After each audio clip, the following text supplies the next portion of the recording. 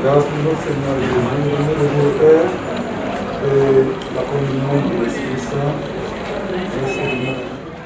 Ma bouche va faire entendre des paroles sages et mon cœur a des pensées pleines de sens. Je prête l'oreille aux sentences qui me sont inspirées. J'ouvre mon chant au son de la harpe. Pourquoi craindrais-je au jour du malheur, lorsque l'iniquité de mes adversaires m'enveloppe? Ils ont confiance en leurs biens, ils se glorifient de leur grande richesse. Ils ne peuvent se racheter l'un l'autre, ni donner à Dieu le prix du rachat. Le rachat de leur âme est cher, ils n'auront jamais vu. Ils ne vivront pas toujours. Ils ne visiteront pas la vue de la fosse. Que leur demeure subsisteront d'âge en âge. Que dont les noms sont honorés sur la terre. Mais l'homme est en honneur comme un couteau, ils sont mis dans le séjour des morts, la mort en fait sa patrouille. Et bientôt les hommes doivent les suivre au pied,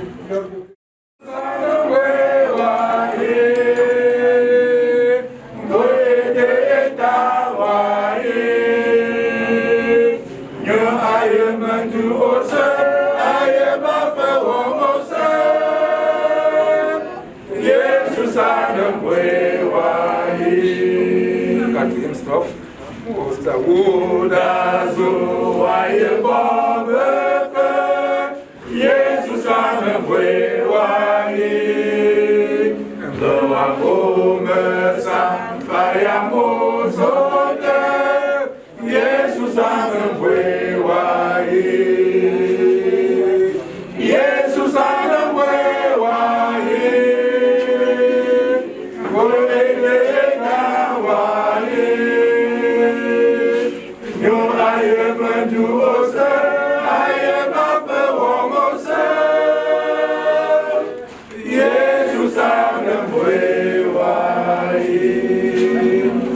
Prions le Seigneur.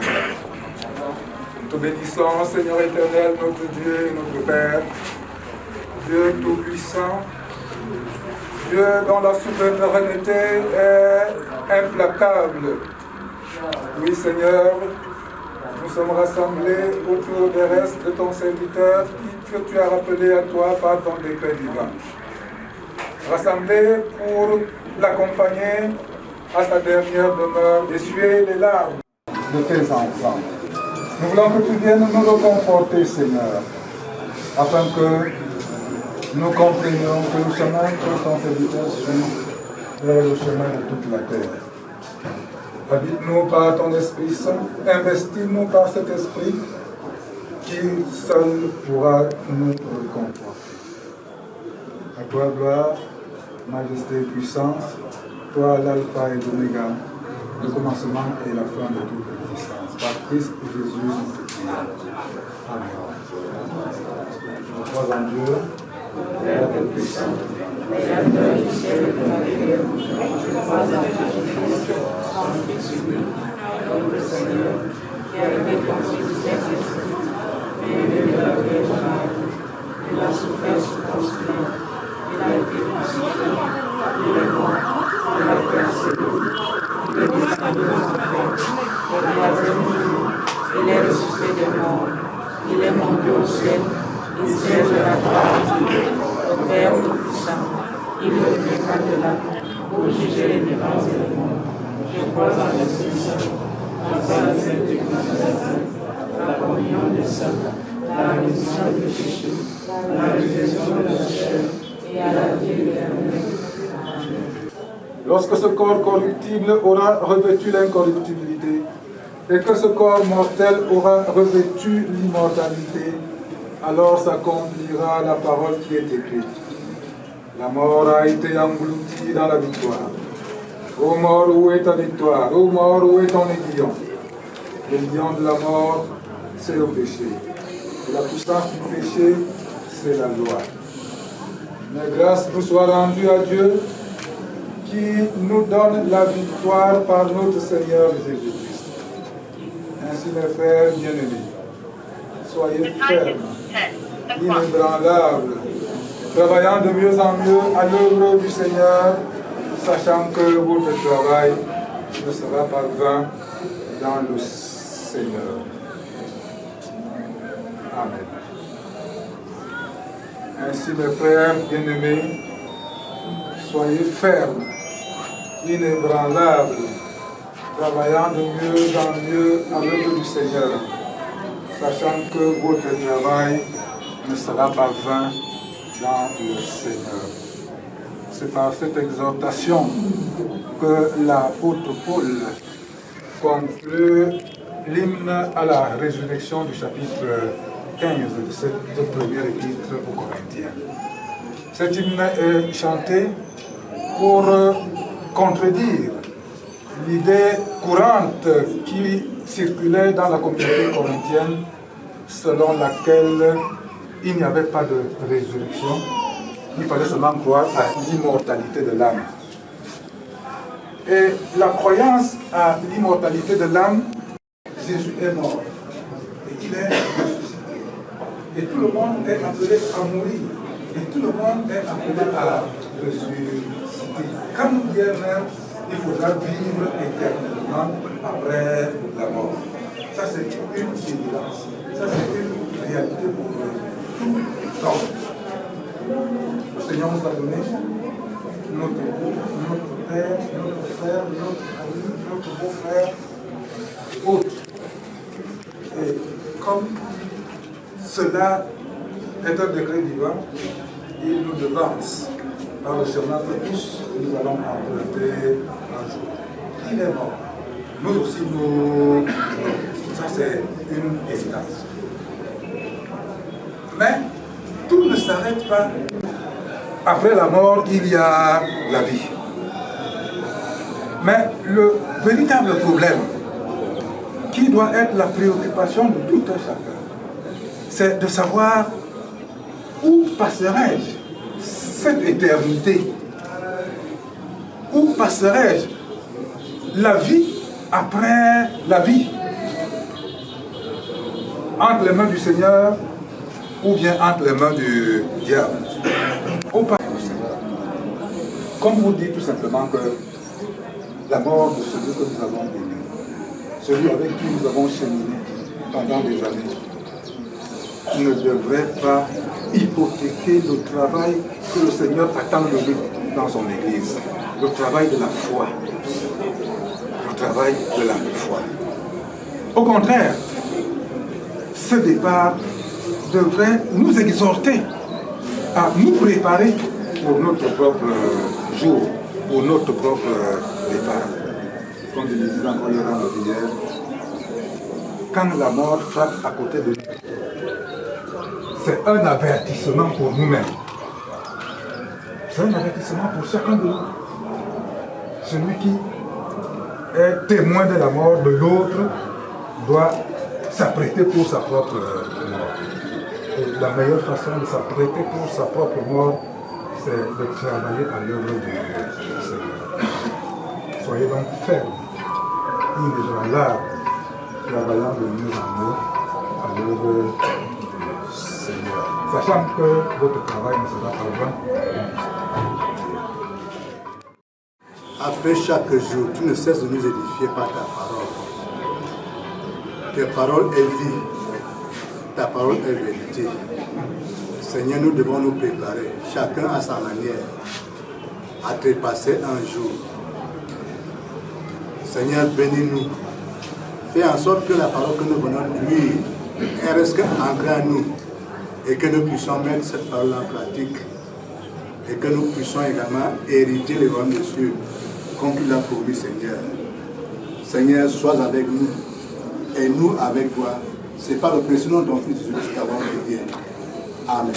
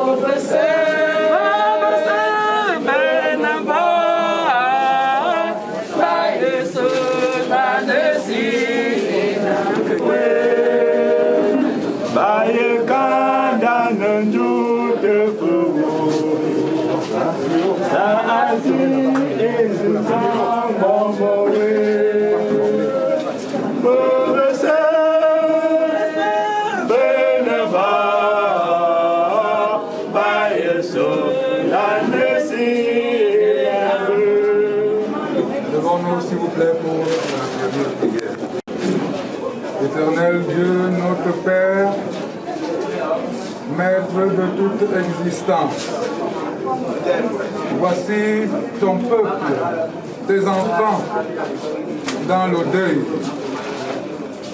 Et nous voulons te parler maintenant dans le deuil. Nous sommes dans le manque radical qu'est pour nous la mort. Seigneur, nous ne pouvons ni ne voulons en diminuer les craintes et la souffrance. Comme les disciples de ton Fils, au soir où Jésus est mort, nous n'avons rien d'autre à faire qu'à nous taire et à pleurer devant les restes de ton serviteur qui nous quitte. Seigneur, tant de Père céleste, quel que soit notre âge, quelle que soit l'habitude, laisse-nous donc libres de perdre le cœur dans les larmes Toi, le Dieu vivant, le Dieu unique parmi tous les dieux, le seul qui a connu la douleur de perdre son unique enfant, le seul Dieu qui a vécu le deuil. Oui, Seigneur, ton serviteur va être amené au village pour qu'il rejoigne sa dernière demeure terrestre, Seigneur. Nous voulons te le confier, afin que, Seigneur, tu le prennes par la main pour le conduire dans la vallée de l'ombre de la mort. Nous voulons surtout te confier la famille durement éprouvée, afin que tu l'assistes, afin que tu la reconfortes, afin que tu la soutiennes. Toi qui t'es toujours révélé comme le Dieu des veufs, des veuves et des orphelins, en voilà qui sont devant toi en ce moment. Prends-en soin, éternel, tendre Père céleste. Quant à toi, serviteur de l'Éternel, aujourd'hui commence ton retour vers l'éternité. Toi qui as cru en notre Seigneur Jésus-Christ et as été baptisé, tu vas pour te reposer en paix en attendant la couronne incorruptible de la vie éternelle. C'est pourquoi le Dieu de paix, qui t'appelle à sa gloire éternelle, te sanctifie lui-même tout entier. Et que tout ton être qui soit conservé irrépréhensible jusqu'à l'avènement de notre Seigneur Jésus-Christ. Le Dieu qui t'a appelé fidèle, il le fera. Et repose en paix pour attendre la couronne incorruptible de la vie éternelle. Mon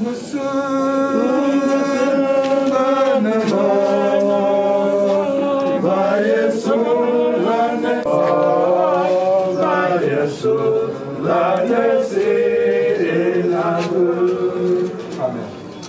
Au nom de notre Seigneur Jésus-Christ et par les pouvoirs qui nous ont été conférés comme dispensateurs des mystères divins, j'ordonne maintenant la fermeture de ce recueil.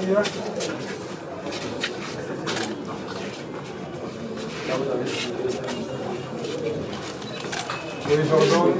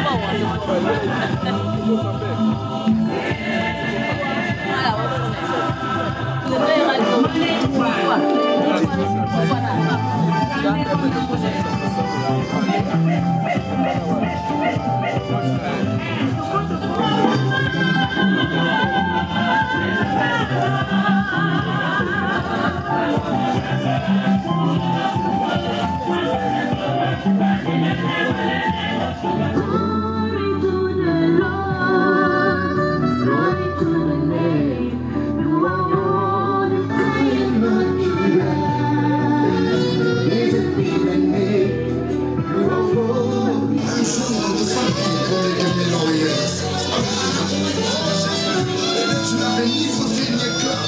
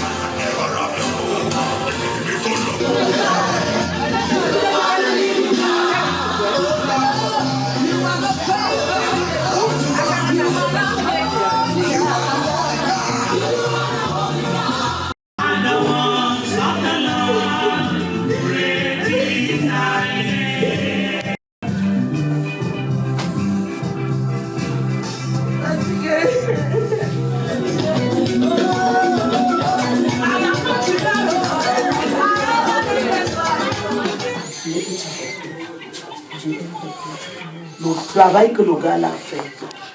Non, tu vas rester comme ça. Dieu va te surprendre. Tu entends, non? Parce que si tu entends les témoignages ici dans notre village, tu entends les témoignages dans notre village de cet enfant-là, en pied. Je ne sais même pas s'il y aura la place pour les gens. Tu entends? Il n'y a pas de quoi, ma fille. Il n'y a pas de quoi. Tu n'es pas seul. Tu entends? Le Seigneur est avec toi. Nous pouvons te... Parce que l'homme... C'est le haut de Dieu.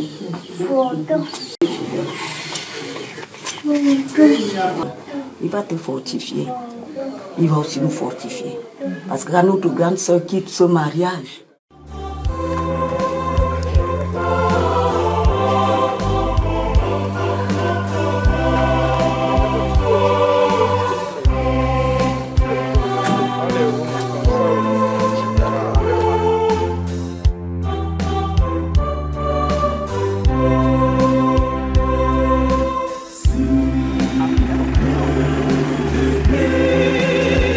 Tomber,